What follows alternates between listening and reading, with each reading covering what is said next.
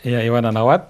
Sekarang kita masuk ke acara tanya jawab bersama Ustadz Husein Alatas. Sudah ada pertanyaan yang masuknya. Assalamualaikum Ustadz Husein. Waalaikumsalam warahmatullahi wabarakatuh. Ustadz, apakah seorang anak yang juga sudah punya anak lagi ketika ayahnya si kakek ini wafat, apakah anak atau si cucu ini masih berhak mendapat warisan, Ustadz? Masalah dan pertanyaan ini penting sekali untuk kita perhatikan. Sebagai contoh, satu orang tua punya beberapa anak. Katakan Muhammad punya anak Abu Bakar, Umar, Utsman, Ali. Tahu-tahu dari 4 anak ini, katakan umpamanya Abu Bakar meninggal lebih awal. Abu Bakar punya anak. Umar, Utsman, Ali masih hidup. Tidak lama kemudian si kakek meninggal dunia. Atau ayah dari 4 orang ini yang satu meninggal dunia. Pertanyaannya, apakah cucu yang ayahnya meninggal lebih dulu mendapatkan bahagia? Kalau berdasarkan fatwa waris yang berlaku di Indonesia, di sebagian negara, karena bapaknya meninggal lebih dulu, cucu ini tidak dapat bahagia. Tidak mendapatkan bahagia. Alasannya karena ada anak yang 3, cucu nggak dapat. Jadi karena ada anak yang lebih dekat, cucu tidak dapat. Nah sekarang pertanyaannya, ini anak-anak yang orang tuanya meninggal. Anak-anak yang orang tuanya meninggal, kan langsung semenjak bapaknya meninggal, mereka langsung berhubungan dengan siapa? Dengan kakeknya. Kan? Sedangkan Umar, Utsman, Ali, paman. Bukan ayah mereka. Ya. Nah mereka ini Umar, Utsman, Ali menjadi penutup hijab bagi anaknya. Artinya anaknya tidak akan dapat karena bapaknya ada. Betul nggak? Tapi yang bapaknya meninggal, kemudian meninggalkan cucu, kaidah tadi nggak berlaku. Ada anak, cucu nggak dapat. Itu berlaku untuk Umar, Utsman, Ali karena mereka hidup. Bagaimana cucu dapat? Kan orang tuanya dapat sudah. Ya, sedangkan yang bapaknya meninggal, mereka langsung dong mendapatkan bahagia. Betul nggak? Kalau kaidah tadi diterapkan, bukan ada anak cucu nggak dapat, ada paman ponakan nggak dapat. Betul nggak? Nah dalam hal ini kalau kita kembalikan pada Al-Quran, kira-kira bagaimana? Quran menerangkan nggak kira-kira hak-hak anak yatim yang orang tuanya pergi meninggal dunia? Cuma sebelum saya bacakan ayat-ayat Quran, saya ingin bawakan sebuah kisah. Orang tua pergi berdagang bersama anaknya. Anaknya yang paling tua ini selalu mendampingi orang tuanya. Adik-adiknya di rumah. Sebagian sudah menikah, sebagian belum menikah. Yang membantu orang tuanya selalu si anak. Akhirnya subhanallah mereka berjalan berdua, terjadi kecelakaan. Tahu-tahu dari hasil kecelakaan, si anak ini yang dampingi orang tuanya meninggal lebih dulu. Setengah jam. Setengah jam kemudian orang tuanya meninggal. Dari surat kematian yang menyebutkan si fulan meninggal, ya, jam sekian, menit sekian, detik sekian, si bapak meninggal setelah itu setengah jam kemudian. Maka fatwa waris dikeluarkan, anak yang meninggal duluan ini, anaknya nggak dapat apa-apa. Tapi adik-adiknya di rumah, ya, dapat bahagia. Alasannya karena dia meninggal duluan sebelum bapaknya. Ini kira-kira sesuai dengan keadilan Allah, apa lebih cocok dengan apa? Dengan lotre. Ini lotre untung-untungan, apa keadilan? Bukan keadilan. Ini namanya lotre untung-untungan. Ini anak yang dampingi orang tuanya karena meninggal beberapa saat lebih dulu nggak dapat bahagia. Sedangkan adik-adiknya yang nggak kerja mendampingi orang tuanya, nasib untung dapat bahagia. Nah bagaimana kalau giliran mereka yang mati? Punya anak. Sedih nggak kira-kira hatinya? Sedih. Oleh karena itu Allah membangun agamanya bukan di atas untung-untungan. Tapi innallaha ya'muru bil adli wal ihsan. Allah memerintahkan kalian untuk menegakkan keadilan berbuat kebaikan, terutama sekali wa ita'idil qurba, memberikan hak-hak kaum kerabat. Nah, saya akan bacakan beberapa ayat dari suratun Nisa. Sebelum Allah menerangkan hak-hak anak, hak orang tua, hak istri, hak suami, kemudian hak ahli waris yang bukan dari jalur bapak dan jalur anak, Allah memberikan tuntunan terlebih dahulu. Pertama, Allah jelaskan, lirrijali nasibun, ini ayat An-Nisa, suratun Nisa, ayat 7. Lirrijali nasibum mimma iktasabu walin nisa'i nasibum lirrijali nasibum mimma tarakal walidani wal aqrabun walin nisa nasibum mimma tarakal walidani wal aqrabuna mimma qalla minhu aw kathur nasiban mafruḍa. Ini tuntunan sebelum warisan dibagi, sebelum menjelaskan hak-hak ahli waris.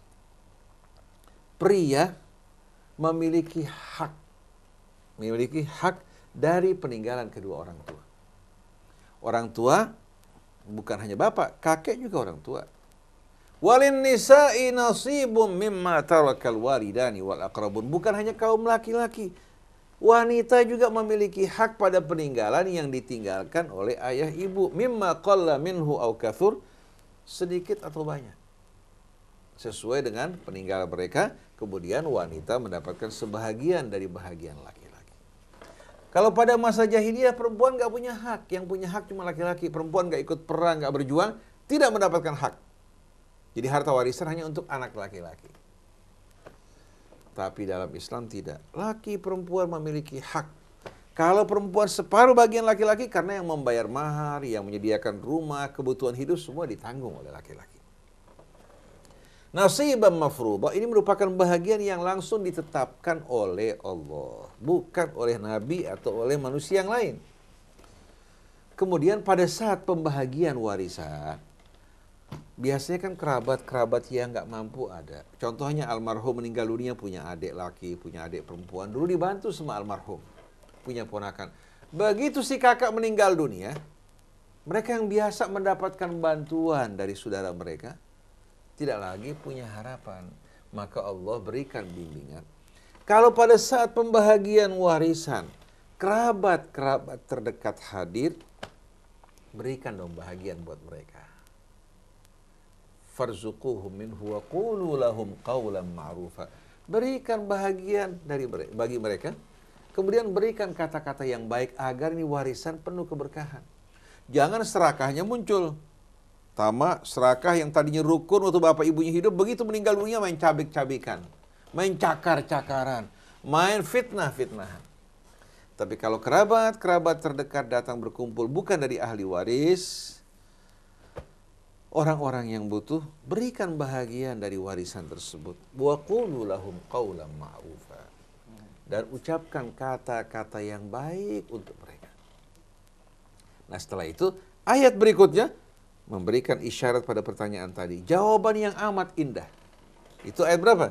Ayat 9. Mas Krisna boleh bacakan ayat ini pada mereka yang bertanya. وَلْيَخْشَى الَّذِينَ لَوْ تَرَكُوا مِنْ خَلْفِهِمْ ذُرِّيَّةً ضِعَافًا خَافُوا عَلَيْهِمْ فَلْيَتَّقُوا اللَّهَ وَلْيَقُولُوا قَوْلًا سَدِيدًا. Hendaknya orang-orang tua yang punya anak-anak lemah, tidak berdaya, tidak ada yang menanggung mereka. Mereka khawatir kalau mereka meninggal dunia nanti, anak-anak mereka ini siapa yang bakal menanggung mereka, mengurus mereka. Wal yakhshal ladzina law taraku min khalfihim dzurriyyatan dhi'afa. Hendaknya mereka ini yang pada saat ini sebagai ayah, sebagai orang tua yang memiliki anak-anak yang lemah. Coba bayangkan dalam benak mereka. Kalau mereka meninggalkan anak-anak mereka dalam kondisi lemah, miskin, belum mampu untuk bekerja, bagaimana kira-kira perasaan mereka? فَلْيَتَّقُوا وَلْيَقُولُوا قَوْلًا سَدِيدًا. Hendaknya mereka juga melakukan hal yang sama pada anak-anak yatim saudara mereka. Bapaknya meninggal dunia, sudah nggak ada bapak, jadi tulang punggung, sekarang meninggal dunia, nggak dapat lagi warisan lagi. فَلْيَتَّقُوا وَلْيَقُولُوا قَوْلًا سَدِيدًا. Bertakwalah mereka pada Allah dan hendaklah mereka berkata yang benar. Jangan keserakahan menggelapkan mata mereka. Itu dalil katanya, ada anak cucu nggak dapat. Dengan cara terapan tadi dari mana nasnya? Nggak ada. Tapi kalau bapak hidup, anak nggak dapat, ya pantas. Karena harta bapak, harta anak. Tapi yang bapaknya meninggal dunia, ada nggak nasnya? Tidak ada sama sekali. Hukum dengan nas. Nah, ayat tadi mengingatkan bapak-bapak yang hidup ini, bagaimana kalau seandainya mereka meninggal dunia, nasib anak mereka ini siapa yang mengurus? Waktu si bapak meninggal dunia, sebelum kakeknya, bapak ibunya dapat warisan nggak? Enggak. Dapat dong. Ada betul. Seperenam, seperenam. Jadi Seperenam, kalau seperenam. tadi kita gambarkan Abu Bakar, Umar, Utsman, Ali. Abu Bakar meninggal lebih dulu. Kemudian baru bapaknya. Waktu Abu Bakar meninggal dunia, si bapak dapat seperenam. Ibu dapat seperenam. Giliran kakeknya meninggal dunia, cucu nggak dapat apa-apaan. Aneh nggak? Iya, iya. Jadi kita ini seharusnya katakan tidak ada aturan. Ponakan kita yang bapaknya meninggal dunia kan anak kita juga. Kalau sekarang ada, Anda punya anak yang lahir dari istri Anda, dari sulbiana, itu anaknya orang lain. Betul nggak? Kita lihat bagaimana orang kalau masalah warisan gontok-gontokan. Cakar-cakaran, fitnah-fitnahan yang tadinya rukun, begitu mulai jadi ahli waris, berubah menjadi orang-orang yang serakah. Jadi ayat 9 tadi, sebetulnya berisikan isyarat bagi kita, agar kita tuh memperlakukan ponakan-ponakan kita, yang orang tuanya meninggal dunia lebih dulu, yang kehilangan tempat untuk bersandar, agar kita perlakukan mereka dengan baik. Tapi agama Allah telah diabaikan. Oleh karena itu di Mesir, ulama-ulama di Mesir menetapkan, kalau seandainya ada beberapa saudara, satu meninggal lebih dulu sebelum orang tuanya, kalau dia laki-laki, cucunya dapat bahagian laki-laki. Cucunya katakan laki perempuan, masing-masing laki-laki dapat 2 bahagian perempuan, warisan dari apa yang seharusnya bapaknya dapatkan.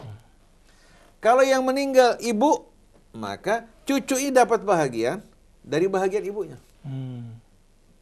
Itu menjadi undang-undang yang berlaku di Mesir.